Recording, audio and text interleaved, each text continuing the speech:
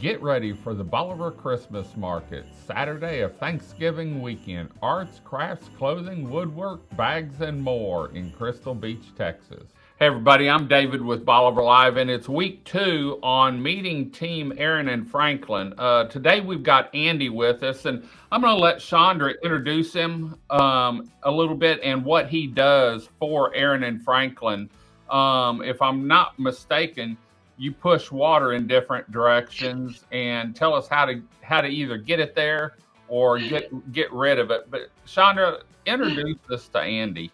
So Andy's got a long history with us. Andy started with us, gosh, what was it, like 2012, 2013. 2013, yeah. So he started as a drafter with us like in 2013, and he stayed 4 or 5 years, and I think it was still like 2018. And then he went off and he did some surveying, drafting. He did some other drainage drafting with some other engineers, but he always kind of did, and he does architectural as well. So he kind of did some on the side work for us, along the way, and had his own company as well.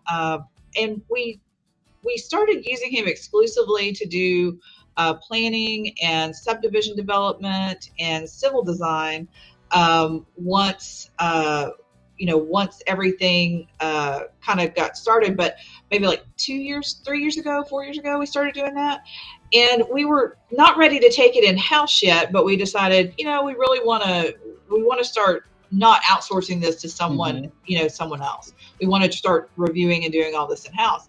So in January of 23, we told Andy, look, we need you 100% committed to us. So he came on board, and he's 100% Aran and Franklin, as you can tell by the shirt he's got going on there. He's got the shirt on. He's got the shirt on. He's repping the brand today. So, with that, we were like, look, you can't do this by yourself. Like, you're great at like planning and dealing with the clients and doing the initial layouts of stuff and navigating the text dot and all this stuff. I'm like, but somebody's got to actually like draft stuff. So we have other drafters that do a lot of the day-to-day like drafting and layouts and stuff, but Andy does all the planning. Like, he does the kind of the 30,000 foot view of everything. So I won't get in the nuts and bolts, but he's got a lot of stuff going on in Bolivar. We got a lot of stuff going on other places, Florida, here, like a lot of places. So when someone comes in and they buy a large tract of land and they say, I want to go ahead and divide this up and make this into a subdivision down here, you're the one that comes out, you get the survey and say, okay, the lots need to be this size. We suggest, here's a layout I've come up with. And then you also can say, being on the beachfront or being on the bayside, wherever it is, you need to think about this for drainage. If they want to put a pool in or a playground, you can incorporate that into maybe some of the drainage areas and stuff. And so you're the one that lays it all out and says, this is my vision for your property. Pretty much. You have to have some dream, some idea of what it is that you're wanting to do with it. If you just see that you can get a really cheap piece of land, there's probably a reason for that. Right. So don't just, throw your money at it and then say, hey, I want to develop this. We do planning and pre-development for all of our clients as a service. And with that, what we can do is we can look at the property that you're interested in, look at the zoning requirements or regulations, look at the surrounding area, look at potential issues such as drainage pitfalls, utility service, all of that fun stuff, text dot or highway access, you name it. We look at all of the different things, big picture, and then we try to figure out what that particular property that you're interested in, how we can fit it all in there. Okay. I like to take a full wish list, whether this is for a potential development or it's somebody's home design. Give me all of the things that you want to see on your plans, and then I'll put it on there. And then from there, we'll see, after you can see how much that's actually taking up, what you want to get rid of. Or is it, at that point, you can actually compare it. Is it too expensive to do what you want to do? All right, well, let's see what you're willing to remove from the plan. Right. But I do try as hard as I can to take that wish list, whether it's set on some realistic expectations or more, up in the clouds. And I try to make that achievable as best as possible. Most of the time, it's just playing the game by all the permitting authorities, following all the rules, making sure that you can, thread that needle to get what they want done. Yeah. A lot of times, there's a little bit of compromise involved, but most of the time, what somebody wants to do is somewhat achievable. I think one of the things we run into is on Andy's side is, we can pretty much make anything that they want happen. The problem is it cost effective? Right. And that's what I was going to say. And that's one of the big challenges, is that, I'm doing a subdivision myself right now. And so one of the things that we were trying to maximize the number of lots because we were also going to build the houses. Well, we ended up selling the whole thing to someone and they're going to build the houses. So having a certain number of lots is no longer as important to me as how cost effective it is to develop that land. And so I'm actually going to lose a few lots and change my detention requirements in order to comply with that and make that more affordable for construction. And, they're fine. They're buying less lots and it's costing me less to build it. So, it's win-win for everyone, although they have a few less houses they're going to get to build.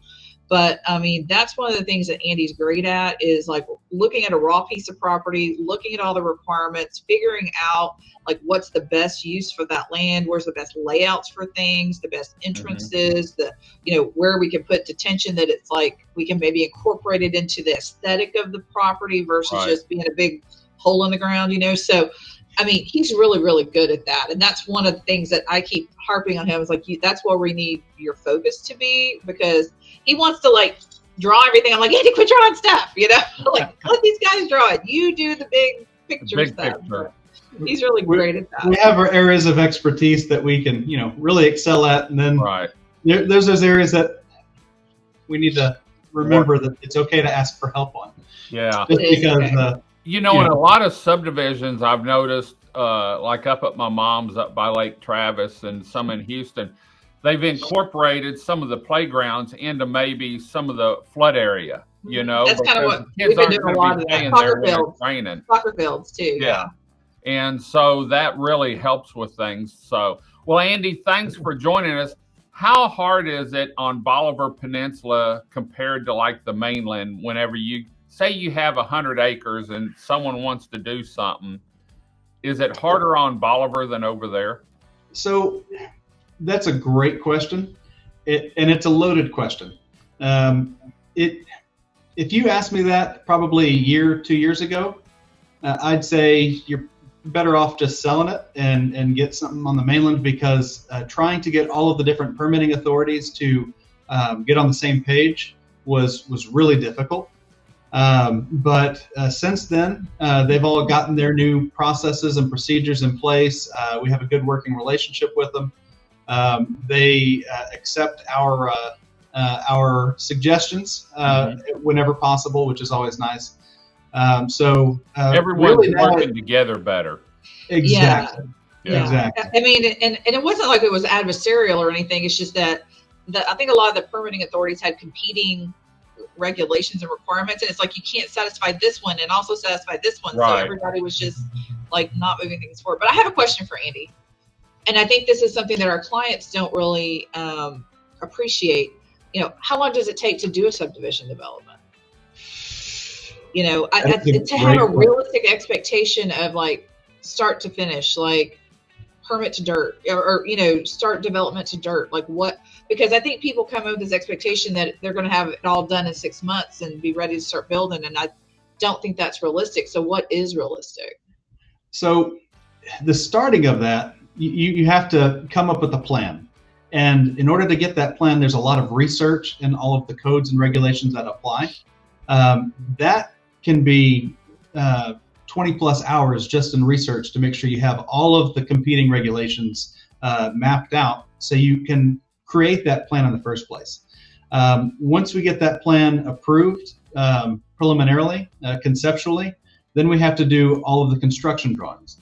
That can take a couple of months. Then we have the permitting submittals and all of the comments back and forth. And depending on which authorities those are, it can take a while. In particular, if you have wetlands that you're dealing with, which is a big issue over in Bolivar, anything that has to go through the Corps, you can pretty much just say it's going to take at least a year. Now, it's not going to take necessarily a year to get through the Corps, but all of the permitting requirements, in addition to the Corps' investigation and their approval process, is going to take a while. Yeah. Depending I think on like 1 to 2 years is what I typically tell people. Yeah. I'm like, I said, if you think you're going to turn this over in 6 months, it's not going to happen. I'm like, you really got to, after Andy does that initial feasibility to see what entities are involved, and if we've got to do septics versus sewer and how big the lots have to be, and if it's feasible, like, and we can tell them, okay, this is what can be done with this property. And they go, yes, I want to do that. I mean, it could take, it could take us 2-3 months just to develop it. And then we start turning it into people, and they start kicking stuff back and want stuff changed or done differently or whatever. And I mean, we've seen stuff take a couple of years pretty easily, depending on how many different people were involved. So I just want people to have a realistic expectation that, they're not going to buy a piece of property, want to split it up, replat it. It is just not going to happen. It takes a while. And it takes a while. Another issue and they get upset with us because it's like, okay, well, this is taking 2 years. It's like, well, we told you that up front, but yeah, but you do. I said, we'll do it as fast as we can. It's like, I mean, the problem is we do our part really fast, and then it's like, you're waiting. You're waiting on somebody else. Someone told me that Galveston County, and not the county, just in general down here, he said, David, it takes so long to get stuff done, between on the commercial and now we've side, got you're the absolutely sewer, correct. that you've got to deal with. And so between the water and the sewer and the county, and he said, man, you can't do anything overnight. And you hit on something really important there that a lot of people don't actually realize. If you have, for instance, wetlands, and that study takes forever to get through before we can get approval from the Corps to move forward, right? Right. We might have already had water and sewer approval prior to that, but it's taken so long that the available capacity of those utilities is gone. Right. And so now we have to go back and over. Now we might have new requirements that we have to put in place. And we run into that with water and sewer down here, or water especially. And so, yes, you're preaching to the choir when it comes to me. I get phone calls all the time about stuff like that. But, the biggest thing is to know is, once it's done, y'all don't cut corners. It's done right. When they bring the grader in or the bucket trucks and ready to start, all the I's are dotted, the T's are crossed, and it's ready to build.